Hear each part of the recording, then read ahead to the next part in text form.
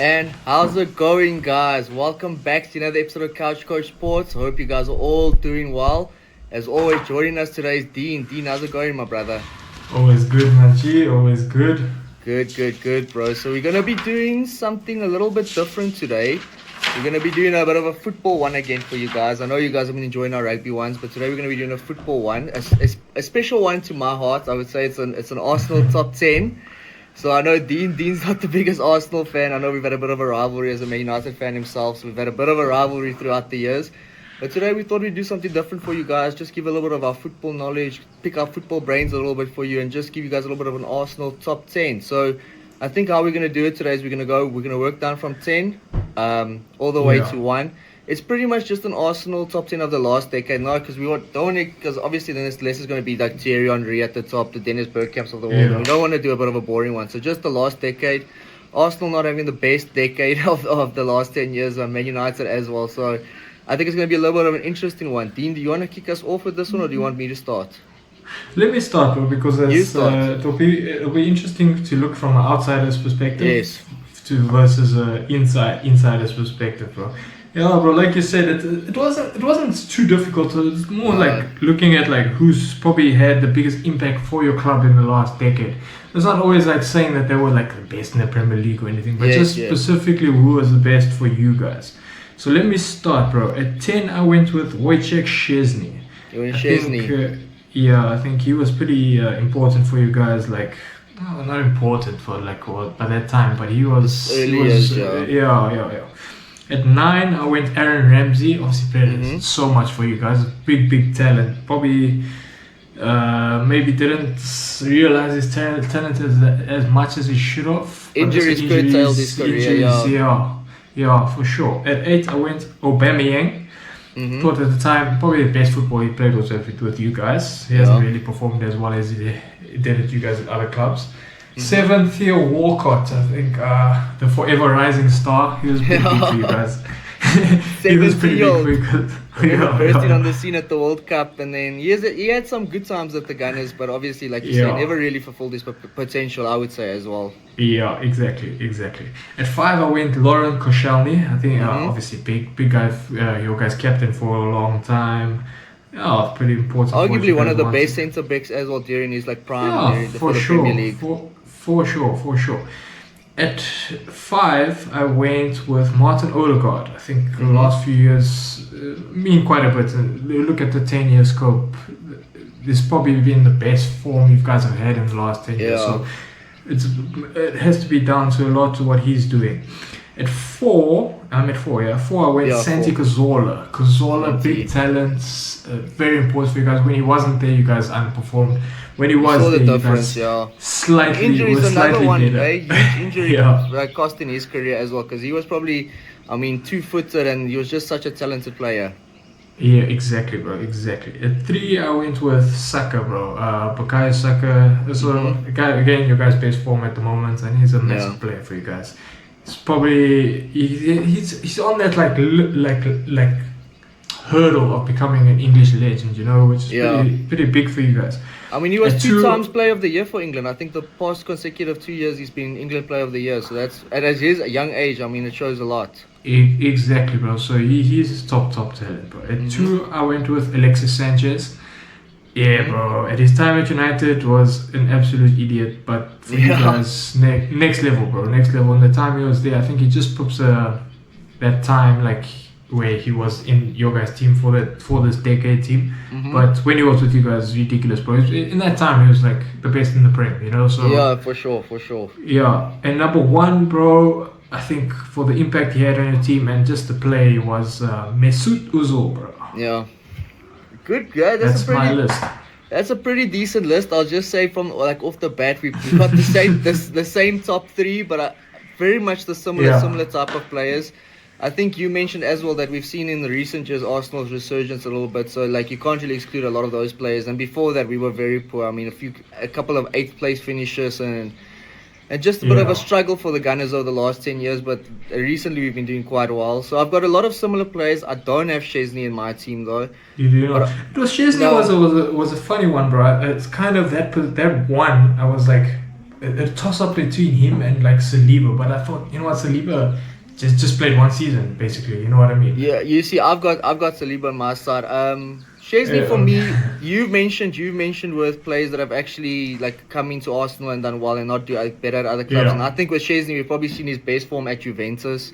it's So, true. It's true. so I kind of excluded also him just during that time when he was at Arsenal. We were so poor. I didn't really. We was just yes, we were just shit. But to be honest, we were so shit. Yeah, I have to give it up. We were like really bad. But let me get yeah, into my list. So I've got 10. I've actually got Odegaard, Martin Odegaard at 10, the current Gunners yeah. captain. I think he's obviously an exceptional player.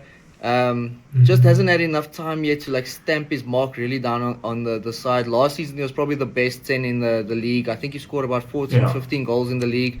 So Odegaard definitely has to make this top 10. Then at 9 I've got Santi Cazorla. I think Santi Cazorla talent, Nine.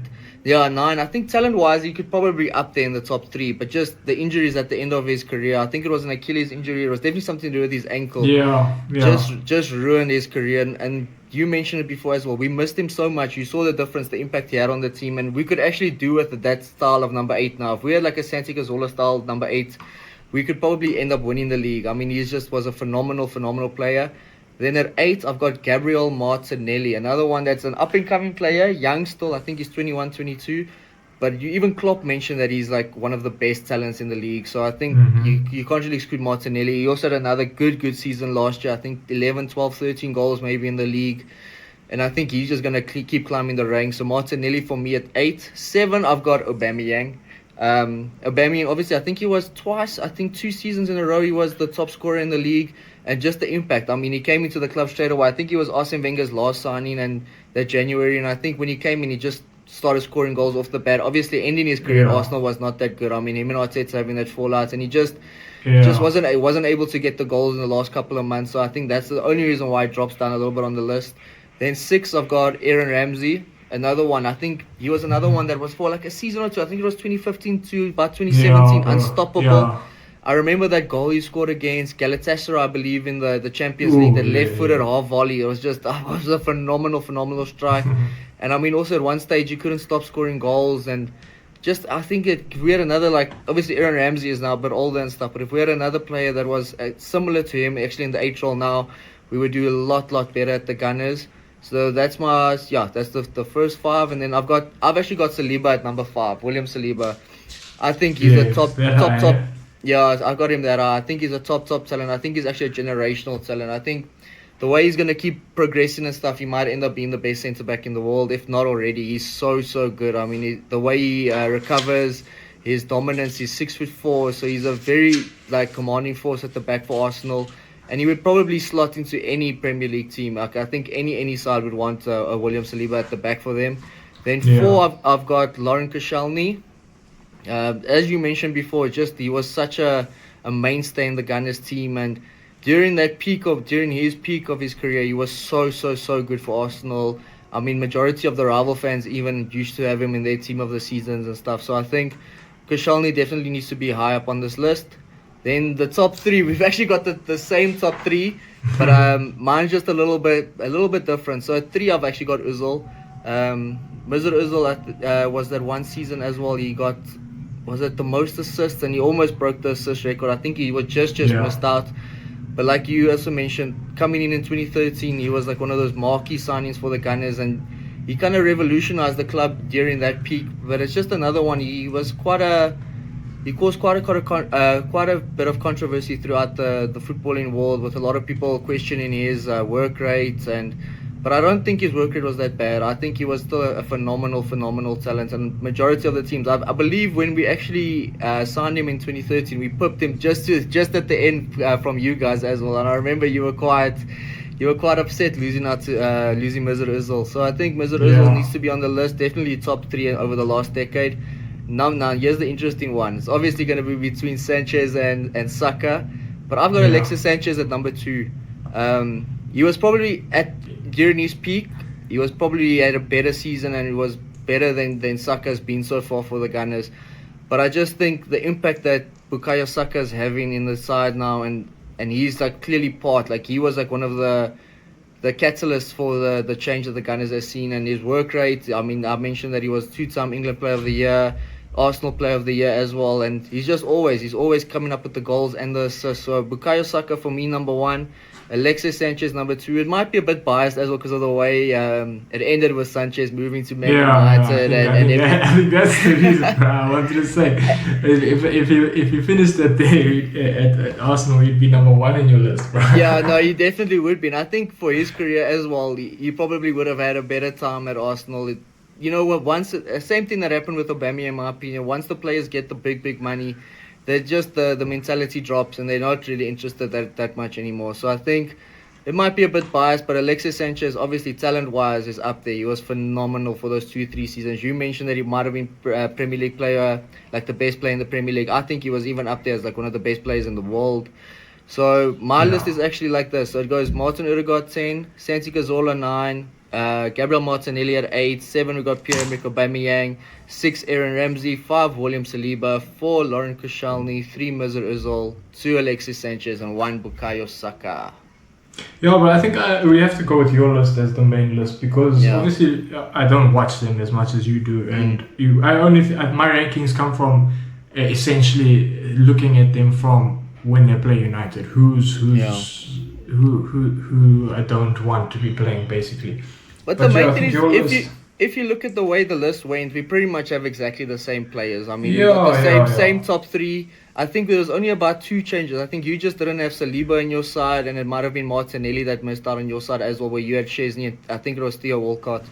So at the end of like it all, you can see it's clearly been like very, very similar players, and like we said, it's pretty much just Arsenal being their resurgence has only been over the last couple of years.